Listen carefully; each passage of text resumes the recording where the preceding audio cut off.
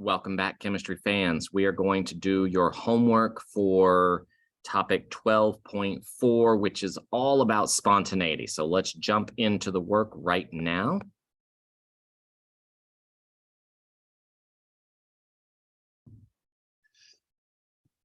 All righty, here it is. Okay, homework. Not terribly challenging, but it looks daunting because there's a lot of numbers, a lot of symbols in here. Basically, you have a chemical reaction listed on the top line there. You are given the delta H, you're given the delta S, and it is asking us to calculate a delta G value two different ways. So the first one, it tells you specifically using products minus reactants. So we have all of our products over here on the right side. I put an R, it's a product over here. And we have our reactants over here on the left side. So products, let's see, we've got CO2. So if we find the CO2, that's negative 394.4.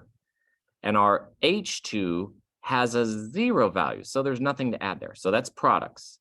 Now we're going to subtract from it the reactants. The reactants are a negative 137.2. So a negative and negative makes that a positive 137.2. And the same can be said for the water. That would be a positive 228.6 because a negative times a negative makes it a positive. So I've got negative 394.4 plus 137.2 plus 228.6. And we end up with negative 28.6 kilojoules. Now, what does that mean? It means it's spontaneous. It is exergonic.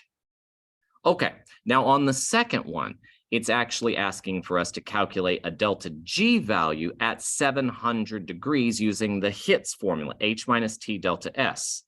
So our H value is, whoops, I just cut it off here. Let's see if we can raise it back onto here a little bit. There's your H value. So the H is negative 41.2 minus 700 for the T temperature. The S value is in joules. You must convert that into kilojoules. So it's a negative 0.135.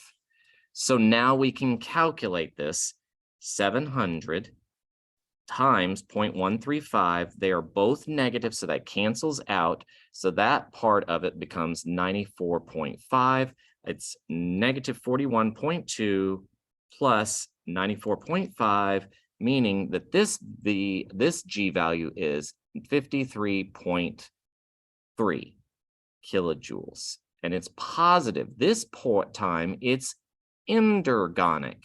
This was exergonic. And you're saying, well, why are they different? Because they're at different temperatures. The first was calculated at 298 K. That's the standard when you use these values that are here. That's what it says on the table. But this one is at delta, this is at 700 degrees. So at 700 degrees, it changed from being spontaneous to non-spontaneous. Okay. Now we have calculated everything from your homework. Thank you very much for staying with me. Hopefully it wasn't too difficult. We'll talk to you again soon. Farewell. Bye-bye.